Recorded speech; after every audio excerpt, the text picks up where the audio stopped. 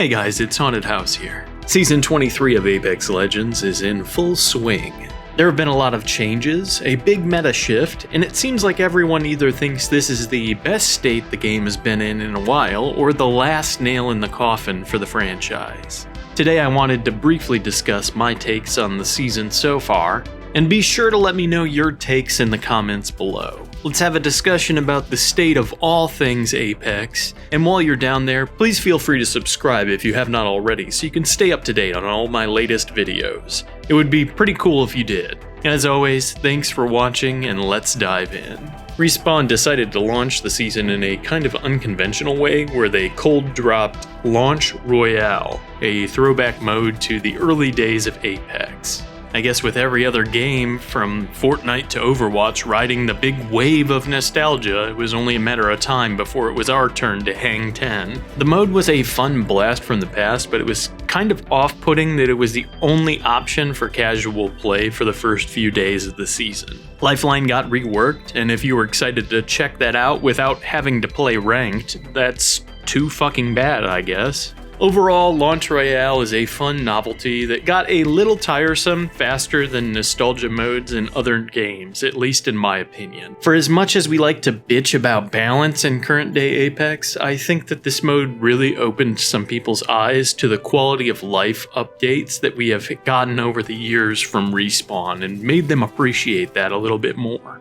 It's easy to see how the game is falling short of our expectations sometimes, and I think we focus on that rather than on the things that are going well. So hopefully if you played, you enjoyed this trip down memory lane, and who knows, maybe you gained a newfound appreciation for where the game is today. After that little window of Launch Royale dominance, we finally got our casual pub games back, but with a twist. There are new Rift Relics, aka throwback weapons and special kits inspired by early Apex and Titanfall, to play with and shake up the gameplay. I've enjoyed playing around with these relics so far, and Respawn will be dropping more throughout Season 23 to incentivize players to keep logging back in to see what comes next.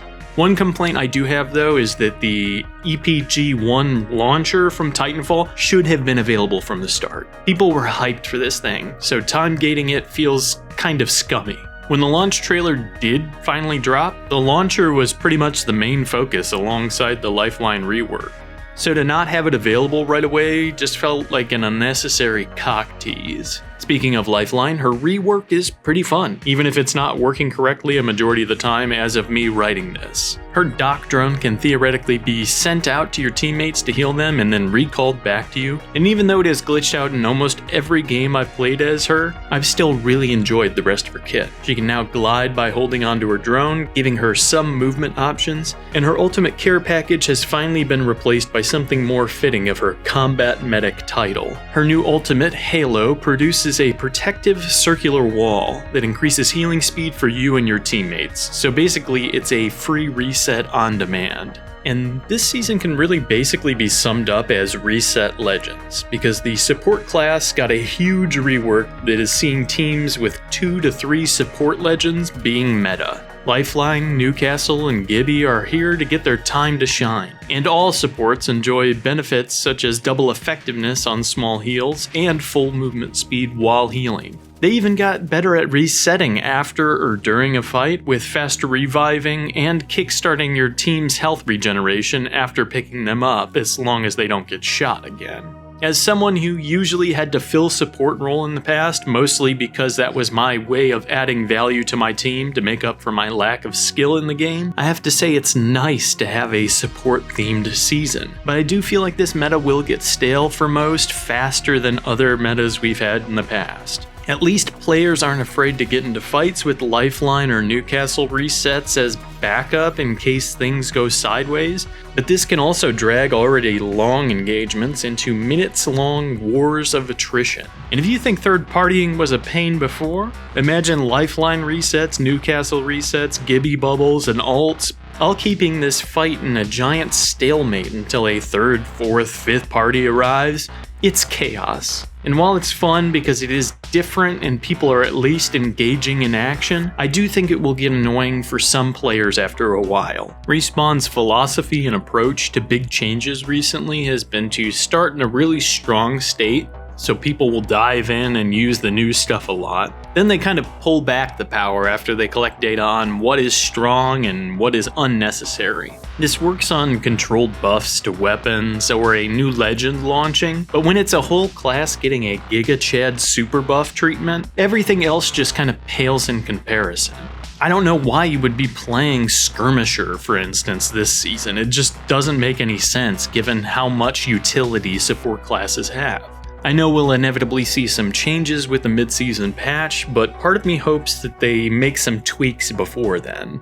In the meantime though, I'm going to enjoy supports actually being on top for once. As someone who started out this game maining Lifeline, it's nice to see her get some love and some time in the spotlight, even if it did cost her an arm. Yeah, ouch. Hopefully we at least get some cool new skins for her in the future out of it at least. Maybe like a robot arm skin, something. I don't know, we'll see. A few miscellaneous notes I have from the launch of the season. Man, it's weird, but I miss E-District. I know we played the hell out of it in Season 22, especially with the Halloween mode, but it really sucks not having it in the rotation in my opinion. Give me Kings Canyon, Stormpoint, and E-District, and I'll be a happy boy. But you can keep Broken Moon on ice for now. Those 3 maps would have enough variety to keep me entertained, but I guess we'll just have to deal with what we've got. The new Universal Heirloom Artifact Money Grab weapon is here in the Karambit Knife, aka the Raptor's Claw. I think it looks pretty slick and some of the animations are nice, but unfortunately I don't have it yet. I can't really justify the price tag to get it, especially since I can't write this off as a business expense like other content creators do. But we'll see. Maybe someday I'll get some heirloom shards and pick it up or something. Although I do pride myself in having a collection of the worst heirlooms that the game has to offer, so maybe the Raptor's Claw won't fit with my whole aesthetic. We'll just have to see.